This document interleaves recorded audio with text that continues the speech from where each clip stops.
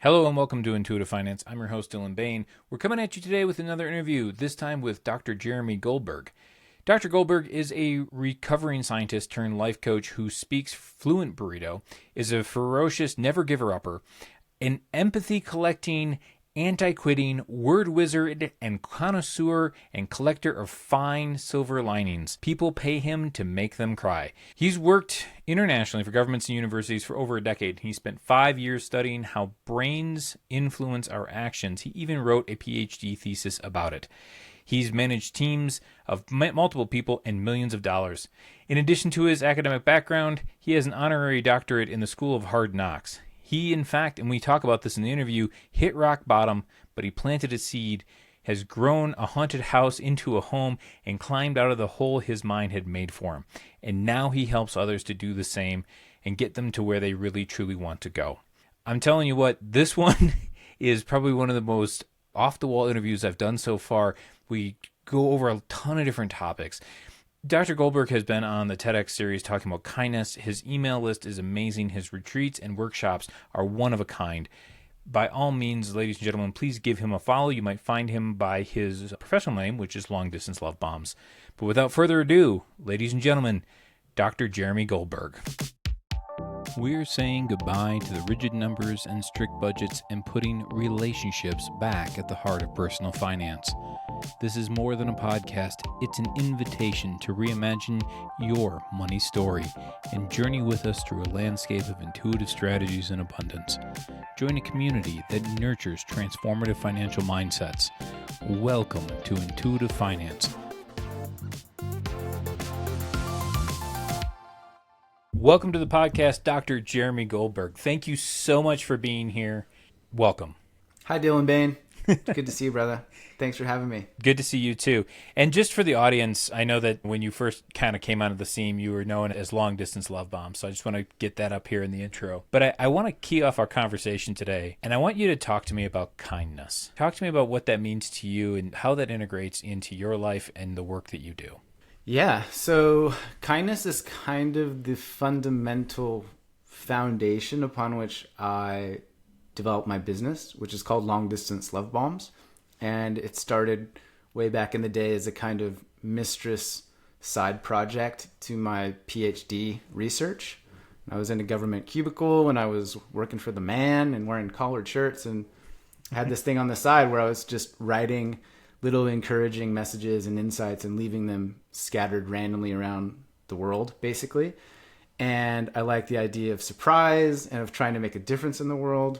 And then at the university that I was studying at, the TED Talk came to town and they were hosting a TED Talk, and I applied and I got accepted after a very interesting chat with the organizer. And I stared at her and was like, I want to give this fucking TED Talk.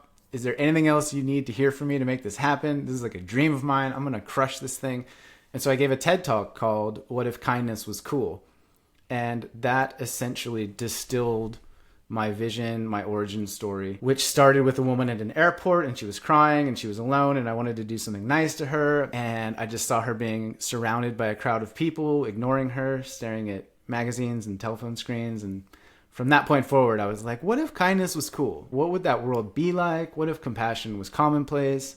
What if empathy was popular? What would it look like? And so I just view kindness as a root solution to a lot of the root problems that we have in this world related to addiction, violence, the us versus them mentality. I think a heaping helping of kindness and compassion would do a lot to unify us.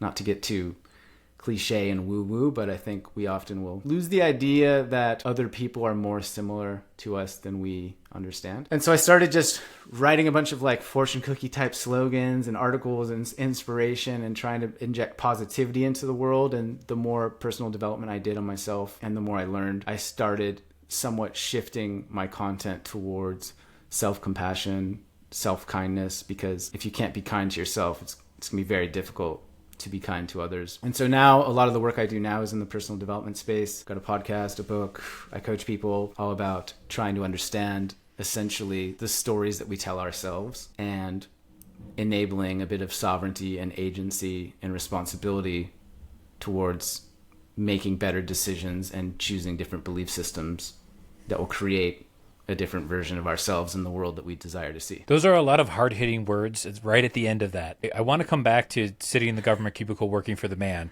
but I do want to just could you say more about that self-compassion and kindness and how it relates to agency, sovereignty, and all the rest? Yeah, so I think that, I don't know, how do I explain this? So maybe with a story. A couple years ago, I was on this hike with a friend of mine, and we were on this dirt path going through a forest, and I looked to my right, and there was just this tiny little path that wasn't very well worn that went between the trees. And I stopped, and I was like, oh, whoa, like that looks like the start of a new trail. It looks like somebody's just starting to go over there. There might be something interesting in that direction. And then I had a little rant about the idea that a lot of the things that we do, the ways that we operate, our personalities, our identities, our habits, our rituals, they're often just these mindless repetitions based upon past experiences, past consequences, etc. And we're not consciously choosing them. Whereas that little path off to the side, the first time you do it, you're knee high, you're getting scratches from the weeds and the thorns, you don't know where you're going, and it's harder than just traversing the well-worn trail that you're familiar with. And I think for a lot of us, for myself in particular, I got really comfortable with suffering and pain, and it felt familiar and it felt normal, and I was able to tolerate it, and I knew that I could survive, essentially, versus the unknown, uncertain, freshly blazed path through the trees and the weeds. I don't know where that's going, but the story that I created around that unknown uncertainty was scary, and it was hard, and it was terrifying. And so what I'm most interested in doing when I work with people, and even in my own life when I'm reflecting or daydreaming, is to become more aware of the various forks in the road in life that might be available that I might not even notice, or that I'm not present to. And so it's like, hey, I've been doing this life, or I've been viewing the world in this way for so long, and I don't even see these other paths because I'm so used to walking this one that I kind of shut off, and I'm not even present to the alternatives that might be around me. And so when I think about kindness or compassion to myself, it's like, hey, are there ways that I can talk to myself that are healthier, more supportive, more encouraging, just like more healing, more therapeutic, like just better? Can I be nicer to myself? Are there ways of looking at the world and the decisions that I've made that are less harmful, less toxic, less bullying? And when I zoom out, I just fundamentally believe that a more compassionate and kind and nurturing approach to myself and to other people is better. It's more conducive to getting me where I want to go, versus holding a lot of harshness and negativity and disdain for who I am and what I've done, right? And so as an example, like I used to be really good at drinking alcohol. You and me both, brother. I'm sure, but you and me both. I mean, I could put down a beer or two. Like, I was really good at blacking out. We used to call it time traveling, where you just like wake up in the morning and it's like, what happened? And so I used to be really good at that. And then I started considering my choices and exploring, why am I drinking so much? What does it do for me? What does it save me from? How does it benefit me? And in that experience, there is one part of me that was like, you drunken loser, you alcoholic, you fucking dickhead, you're not doing anything with your life. So that is one path that I was walking down, to continue that analogy for a while. And then one day you read a book, you have a conversation, you hire a therapist, you have a chat, and it's like, oh, there's different ways to explore this. It's like Gabor Mate talks about this when he's working with, he's a famous writer, psychologist, MD, when he's working with addicts. And his take is like, thank God for the drugs. Thank God that you found those drugs, because that was the only thing that was strong enough to help you survive the pain and the trauma that you went through. Thank goodness for the drugs. And so that's one example of creating this fork in the road whereby it will flip the entire script, right? The way that you view life, the lenses through which you live your life can change everything. And so long story short, like I'm a big proponent of trying to navigate life and navigate my relationships with a lens of compassion and kindness. Perhaps giving people the benefit of the doubt, injecting a bit more humanity where I can, because I just see that as like a more loving approach to life. And like, life is hard, man. Totally.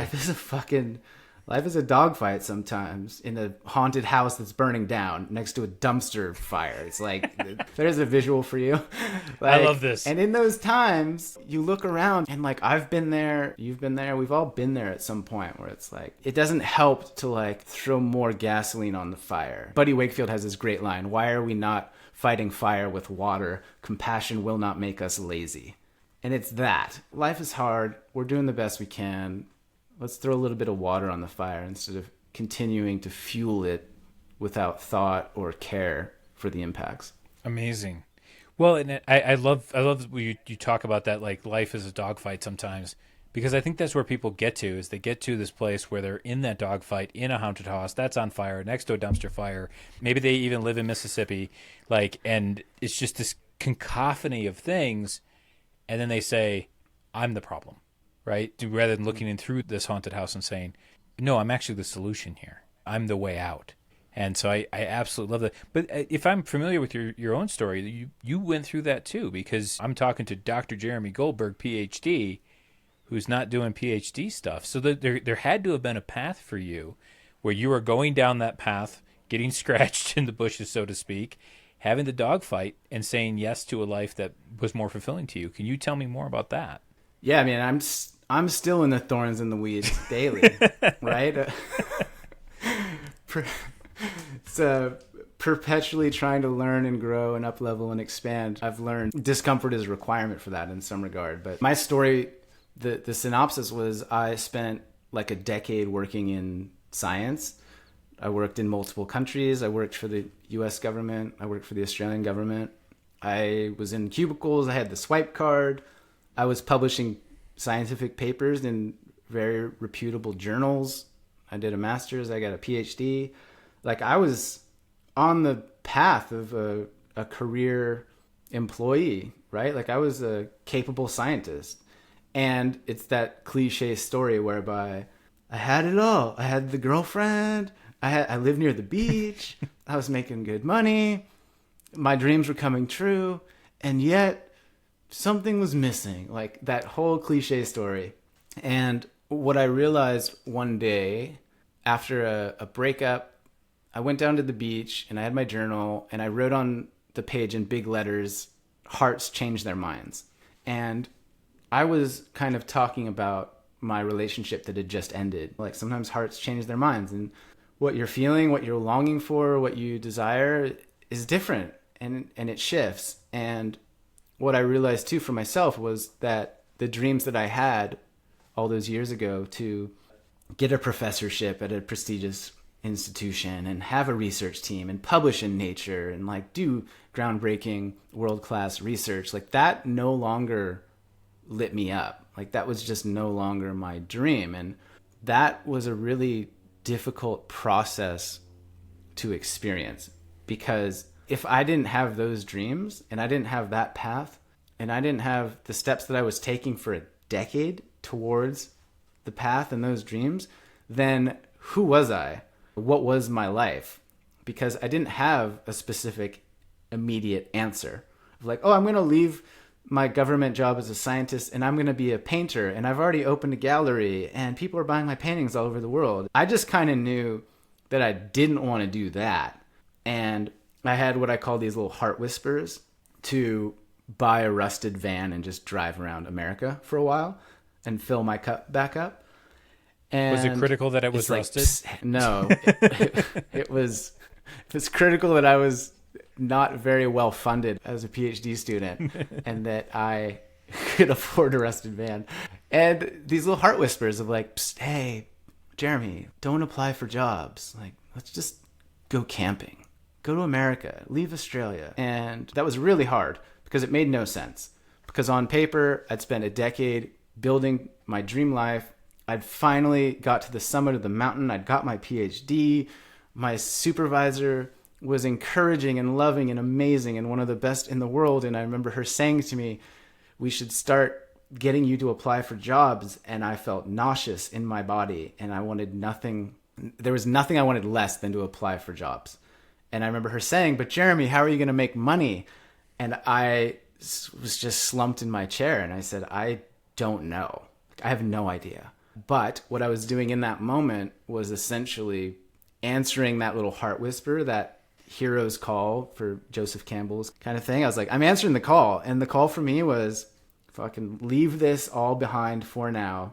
Go get in a van, fill my cup, drive around, and take a chance on living the life that lights me up, that doesn't make sense, that I can't explain, that my family and friends are like, what are you doing? You're going to do long distance love bombs? Like, what is that? Are you a military? I'm like, oh, I have I got like 700 followers on Instagram, so I'm just gonna like sell stuff. And it was hard, man. It's hard. And looking back, I'm really, really proud of that decision. And I'm proud of it because I think in our world today, it takes a tremendous amount of bravery to put yourself first and to back yourself and to believe in yourself, that you're okay. Believe in yourself enough that you're okay looking the fool, or that you're okay risking the potential of failure, whatever that means, however you define it. To take a chance on complete aliveness at the expense of mockery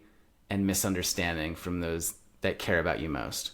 And I just love that I did that. And I think I got to a place before that decision where I had made peace with that possibility of like, this might not work out. Like, I might not make any money. I might have to go live with my mom and beg for food and be a grown-ass man with a doctorate and no money, living with my mom. And how embarrassing and humbling would that be?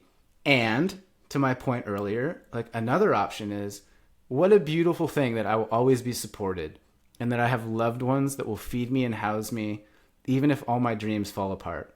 And what a fucking blessing and a privilege that is. And I think that privilege is a responsibility. And so it was like, I'm going. I have a responsibility to take advantage of this privilege. I'm going to go and do my best, however that works out. And what I realized, Dylan, was if it all fell apart and it all went to shit, what would most likely happen was I would go and apply for jobs. And I would likely get one because I have a doctorate and I've published papers and I was pretty well connected and I have a good resume. And my job would be working in a cubicle with a swipe card and a collared shirt, just like I was doing right now. And so when this moment landed for me that I was already living my worst case scenario, I like couldn't not do it. It was like, oh, like I'm already where I don't want to be. Like, why not take a chance on getting where I want to go? And I've talked to so many people like this, of that people that are scared to ask somebody out on a date. And it's like, well, you're already not sleeping with this person. Like, the worst that happens is that you just keep not sleeping with this person and they already don't love you. You're risking the idea of love, but if it doesn't work out, like, they already don't love you, or asking for a raise or a promotion. It's like, if they say no, you still are getting the same pay at the same job that you already have. Like, there's no risk other than to a bit of pride and discomfort. It's like, take a swing, back yourself. So that was, I remember very distinctly kind of slinking back in my chair and being like, oh my God, I'm already living my worst case scenario. And that moment was like so liberating to me, man. It was like, I got nothing to lose. I felt free. Absolutely incredible. So, like, I think that's the money shot of the entire episode. It's going to be, well, you're already not sleeping with her. You can't sleep with her any less. Dude, you want to hear this story? I do. So I was in Mammoth Mountain, California years ago. This was like when I was young and still really good at drinking. And it was me and my buddy.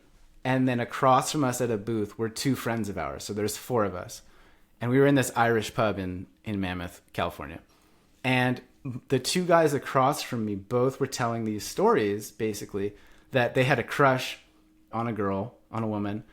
And they've been friends with these women for years. And they had these crushes. And me and my other buddy, laid into these guys with the same kind of logic here of like, yo, even if you ask her out and like 999 out of 1,000 she says no, like there's still that 1 in 1,000 chance that you get to kiss this woman. Like you might see her naked. We were young and being crude a little bit, but that's okay. We're like, you might fall in love. Like, yeah, like it might work out for you. It's that like scene from Dumb and Dumber when he says, so you're telling me there's a chance, right? When she says like, not even 1 in a million or whatever. And so we were like hammering these guys of like, yo, you've got to take a chance. It's worth it. What if it might work out? If it doesn't work out, you're exactly where you are right now.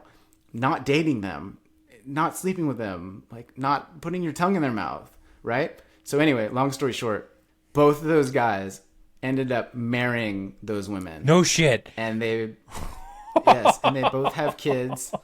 And they're both still married after 10 years or whatever. And they have families with them now. And I don't know necessarily how much our intervention helped, but of course, selfishly, I like that version of the story. But the same principle applies is you might be living your worst case scenario already. So why not? Like if you're listening, why not? Take a chance, ask the question, see if it works out, you know? Well, for my money, because it might. For my money, you were the deciding factor, right? Like it's clearly that's what happened there. 100%. Well, yeah, certainly. Well, and I love this because I guess I never thought about framing it in this idea of like, are you already living your worst case scenario, right? Because if that's the truth, then anything is better, right? And I've seen this where people are living an avoidance story.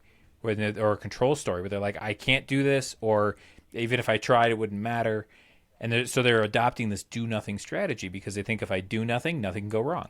If I do nothing, I'm not responsible for anything. And I've said before, like that has a 100% chance of failure. If you were given the option of 0.1% chance of success or 100% chance of failure, which one do you want? And I'm going to roll the dice every single time. I wasn't always that man, but I certainly am now. Yeah, 100%. And I relate to that. It's that old adage about the invention of the ship is also the invention of the shipwreck, right? So when you admit to yourself that you want something, then that also invents the possibility that you might not get it, right? And if you decide, hey, I'm going to ask this person out on a date, or hey, I'm going to go to the gym, or I'm going to get a raise or whatever, the requirement for that aspiration is the possibility that it might not happen, right? And so for a lot of us, it's easier to simply not try, not go all in, not take a chance, because you're saving yourself the potential heartbreak of that not happening. But what we often don't realize is that you're also marinating in the heartbreak and the suffering of never knowing what may happen. And that's just a different form of pain. And so I'm a big proponent of trying to choose the most exciting form of suffering possible. Of like, yeah, it's really uncomfortable to ask somebody out on a date or quit your job or start a business or launch a podcast or share your art with the world or take a chance, etc. Like that is super uncomfortable. And to me, it's often the most exciting, the most exhilarating, and the most alive, right? So I think we often neglect to realize the tremendous amount of discomfort or despair or suffering that we're already marinating in because we're so used to it, right? It's like you don't actually realize where you're at because you're immersed in it all the time. It's like that David Foster Wallace keynote about the two fish that are swimming in the water, and the old fish swims by and is like, oh, how's the water today, boys? And then he swims off and they're like, what is water?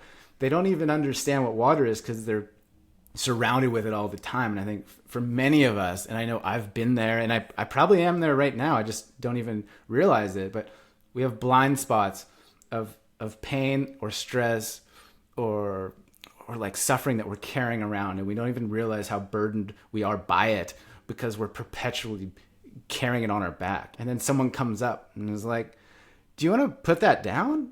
And you're like, what? Put what down? You're like, you have a giant bag of unnecessary strife on your back. Here, let me take that off you for a minute, right? And so I don't know. I'm trying to like perpetually shine some light on myself and other people in hopes of alleviating suffering and creating a more empowering sense of aliveness. I love that. The fish in the water example is something that I think is really salient, right? Like if you've grown up in a particular scenario or everyone around you is in a particular scenario, that becomes the homeostasis. That's the safety of the tribe. That's just who we are. It becomes an identity thing. We've all run into this repeatedly in our lives, right? And there's also the idea of like, well, what do you do about that? So like in your scenario, there's somebody coming along and saying, hey, have you noticed this? But I think that there's also another opportunity to say, I don't like where I'm at. So let me just start. Let me give myself permission, self-compassion, sovereignty, to be able to say, I can do a small experiment and see what happens. 100%. Right? Yeah, and that audit, I call it like an audit. When I start to work with clients, it's like, where are you right now? Who are you right now? What do you believe? How much money do you have, perhaps in your context, right? How much debt do you have? What are your assets? Like, where are you actually at right now? And that can be a really uncomfortable scenario for many of us. And I think it's why a lot of us avoid doing the work or going to therapy or opening our bank account balances, right? Because it evokes a sense of discomfort, or it forces us to admit that our lives are not what we want them to be or what we wish they were, that our lives have not gone the way that we anticipated when we were younger, right? And so there's this reckoning between the expectations and the reality that can be really tough to explore and heal alone, right? Which is why it's so powerful to have men's groups, coaching sessions, good friends, etc. It's hard. 100%. Well, and to be able to change your social context enough to be able to say, yeah, this is the right thing for me. And I think about this with people who come in and they say, they all believe they have to be entrepreneurs, right? Entrepreneurs are like 1% of the population. Chances are good you're not part of it, right? And that's okay. I think there is something to be said for people who are highly resistant to climbing a corporate ladder. There's nothing intrinsically wrong with climbing a corporate ladder so long as you do it for the right reasons, in my opinion. In your case, you looked at it and said, there's nothing true for me here, and I'm going to go get my rusted van, I'm going to go drive around, and I'm going to encourage guys to pick up random girls in Irish pubs in Mammoth. Perfect. Like it. That's what's true. And for other people, I like growing my home. I like going to work, punching the time clock, coming home, and I'm fine with that. And I've separated work and life so that I'm not this thing. And now I'm able to live a life with intentionality. And I live my life, and my work is what supports that, and that's it. And I think that those types of permissions are so important. But I love what you said about having it in that social context, hiring a coach, finding a men's group, finding a group of people, or as I've said, find the person who has the life you want, and then go hang out with them. Go figure out who it is that's got what you want, at least in one realm, and go figure out and go up to them and ask them 2 questions. What did you do, and how did you do it? Right? Yeah. And if you were me right now, what would you do? Yeah. Right? It's like, you've been here before. Yeah, I love that, man. It's tough. It's tough. We're all trying to figure this out on our own somewhat. And I think it's, again, like a tremendous act of bravery and humility to ask for help. You know, there are people out there. There are resources out there, oftentimes in our own pockets. Podcasts, books, libraries, friends, family, resources that we don't even realize that we have, that if we did a quick audit and explored the possible alternative solutions or the things that we could rely upon, many of us have a tremendous amount that we're not taking advantage of. 100%. Well, and I think one thing that you touched on there was that there is this network out there, right? There's so many people in this world who look at this one guy. You pick an industry, right? There's one guy, and he will get on there and be like, I did this by myself, and no one believed me. And it's like, well, hold on a second. And I heard this recently from a bodybuilder, and he was going on that, like, it's all you, it's all you, it's all you. And somebody asked him, like, well, did you have a trainer? Did you have a nutritionist? Did you have a doctor? Did you have a team? And he's like, oh, yeah, I had all this stuff. Like, you can watch somebody like Hafthor Bjornsson pull the world record deadlift, and he's surrounded by a bunch of guys, and every one of those guys was a part of that thing, right? So the idea that somehow we're supposed to do it by ourselves, I think, is just a bunch of hooey. A bunch of hooey indeed. Yeah. Because it's just not true, and we're not hardwired for that. we're social creatures. If you go back far enough too, all of us were babies. Like, really? Nobody helped feed you or cleaned you for literally years of your life? You never had a teacher that taught you how to read or write or do math or anything? And even if it wasn't a formal direct encounter, you never watched a TV show or read a book that taught you something? Like, really? You just did it all yourself. Like, nonsense, right? And so, I don't know, man. I also go back to this idea that I'm a really lazy person. And says the man with the if Ph.D. I can learn the yeah, I know. I'm ambitious, but I'm lazy. I'm efficient. And so if there's a way to do something that gives me a certain result that was the least amount of pain, suffering, and time possible, then I'm intrigued to learn about that. And I think it's a lot of what drives the people like you and I that are in this industry and in this work is, I spent years learning the hard way how to do A, B, and C. And I wish, oh my God, I wish somebody would have sold me X, Y, and Z for $30 or $100, and it would have saved me 2 years of struggle and strife and would have made my life way better.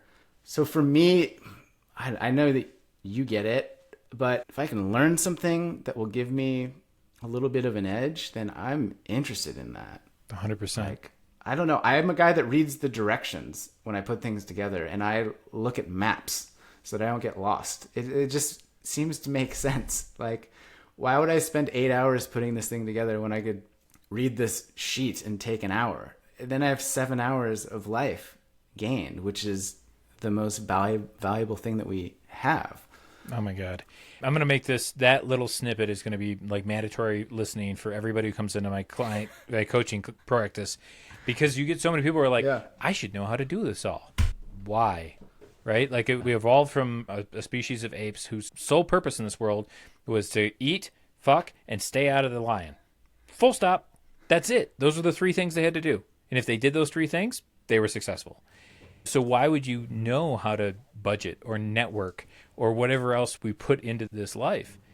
And I think about, even in my own story, a lot of what you're saying is really resonating with me, because I was a math teacher for 8 years, and I loved that job. I loved working with these kids.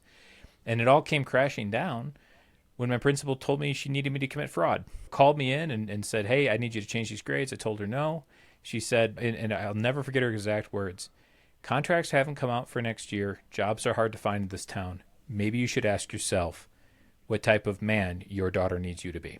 And like, I went, you talk about being good at drinking. I went home and I found the bottom of a bottle, because here I am, I'm poor, I'm on welfare, I'm working multiple jobs. It's not making the bills. And similar to what you were saying about, like, this was it. This was the worst thing. This was the worst case scenario. Anything was going to be better. But I also look back at that young man, that new father, and think to myself, man, if that guy had the spine I have today, if that guy had listened, if he had been curious, if he had invested in himself even a little bit, I don't think my principal would have ever asked me to do that. It was because I was so used to not choosing myself, or choosing everyone but myself. And so, like, so much of what you're saying is just resonating on this idea that, like, oh yeah, we need help, we need other people, we need examples. Yeah. Like, are you saying that the teacher could feel who you were and felt comfortable asking you to do that thing, versus if you had this energy or this persona, it's like, you would never ask me to do that because you know the answer? Oh, 100%. Is that what you mean? So before that, it was always, I'm going to do everything I'm asked. I'm going to be the perfect teacher. I'm a team player. This was the thing. You're a team player, Dylan. Just cooperate. Go along to get along. It is what it is. All of those were like mantras for everyone in the school. But after I'd gone through graduate school, got my CPA, worked in capital markets, at my job before the one that I have now, I was asked to do something that I knew wasn't correct. And I sat with that guy, and he told me, he's like, I really need you to do this. And I looked at him and I told him he was adorable. And he was like, oh, okay. And he never came up again. If I had said, how many ways did I say yes to my principal such that she believed that there was no way I was going to say no? How did I invite that in to me because of all the ways I rolled over and chose everyone but me beforehand? Yeah. And I would offer that that's why you went and found the bottom of a bottle, not because she asked you to do that, right? It's like the deeper, like, oh, I've become a person to whom people ask things like that, or I've let myself down, or I've created this identity that I'm not proud of, right?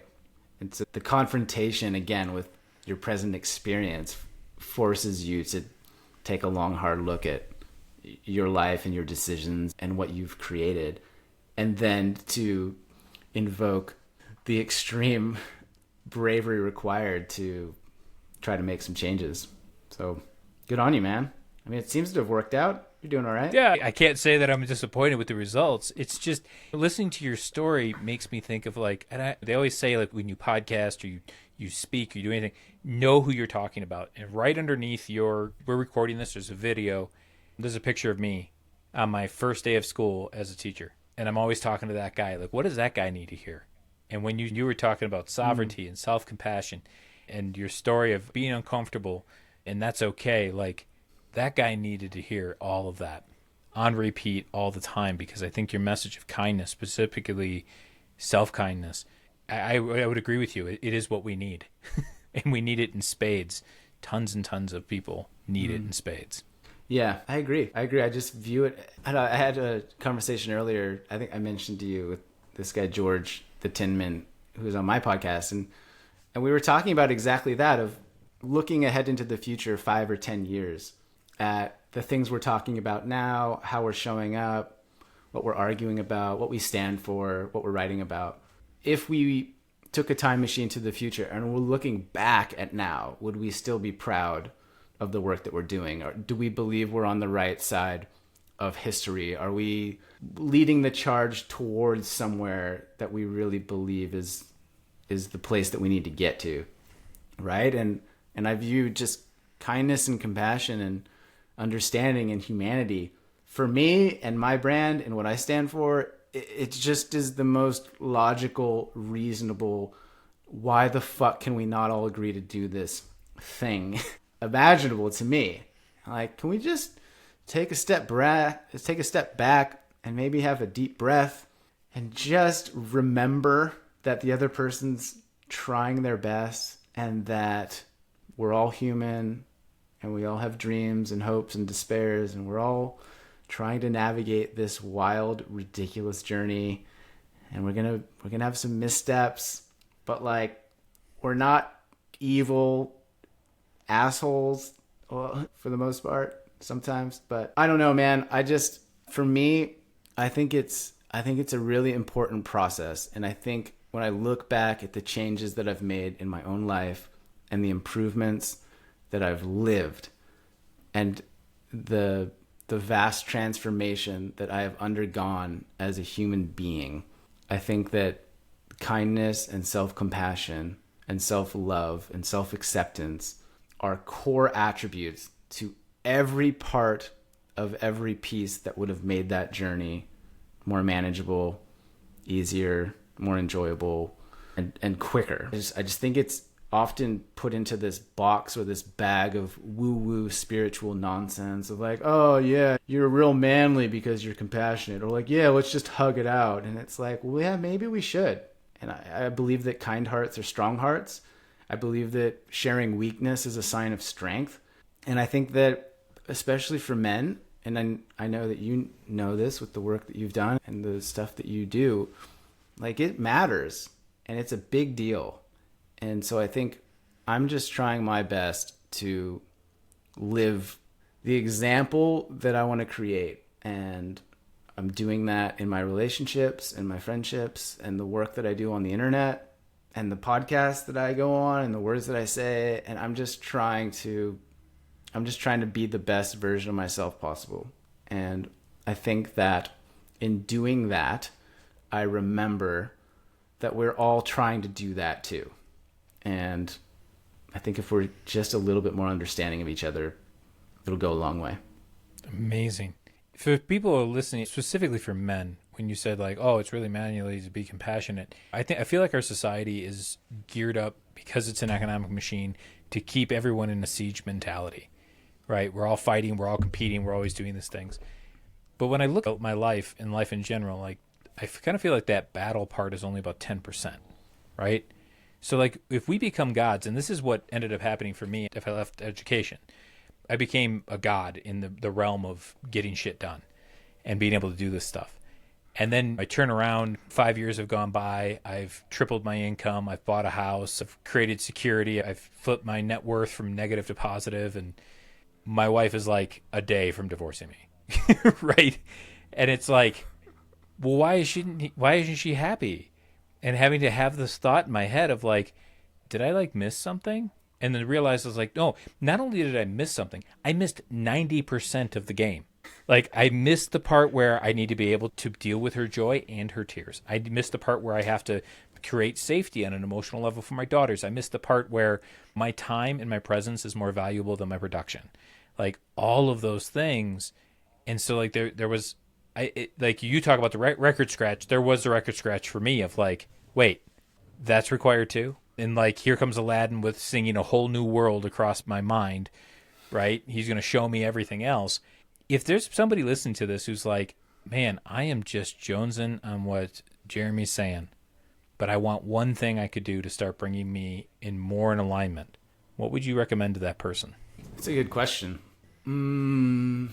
So one thing that I do, or like one little snippet that I've summarized it in, is simply get still and feel God.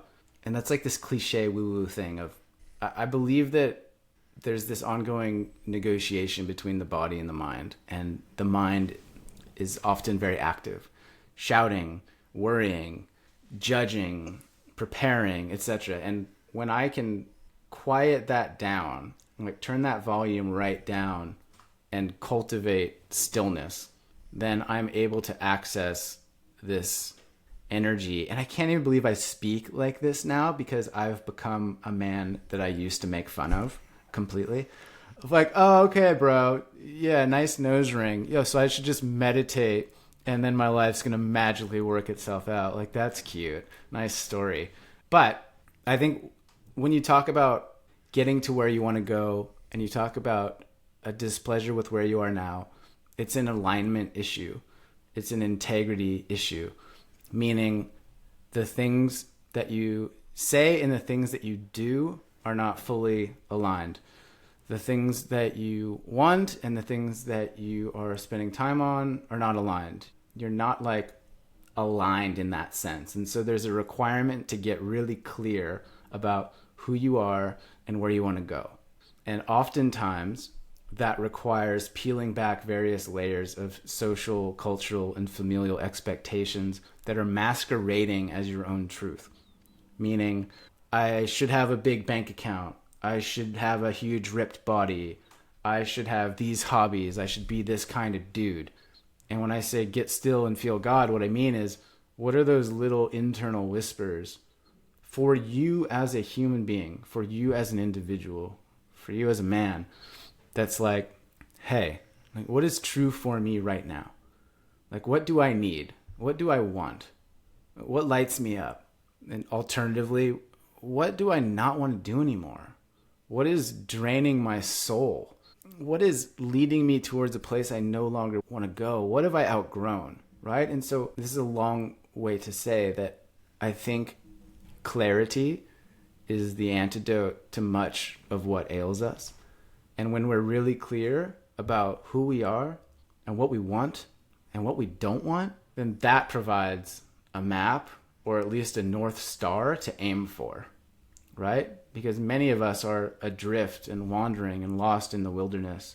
And I'm a big proponent of like putting a flare gun up or a stake in the ground or choosing some vague direction, even if it is pushing away from where I am now. I don't know where I want to go, but I know I don't want to be here. So I'm going to stop doing all of these things. I'm going to not talk to these people anymore. I'm just going to try anything else to get me closer to something that feels better.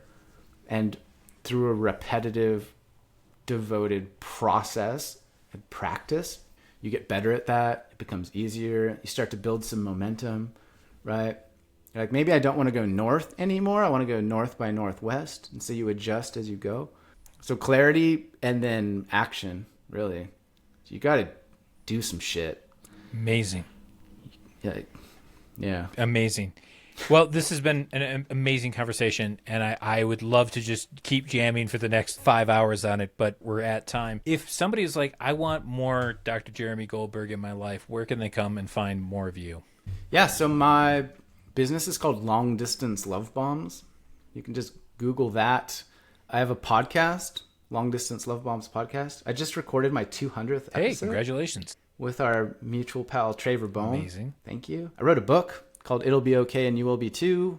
And I'm most active on Instagram, just at Long Distance Love Bombs. Amazing. And I do events and workshops and retreats. I got the whole personal development starter kit, online courses, all that stuff. Unbelievable. Again, thank you so much for coming on, and I hope to be talking to you again real soon. Yeah, brother. Thanks for having me. Thanks for listening. The conversation doesn't end here. Please share this show with friends and make sure you keep up with all the latest updates on Instagram and Threads at The Dylan Bain. And dive deeper into the world of finance with me at dylanbain.com, where you'll find insights, resources, and strategies to reimagine your money story.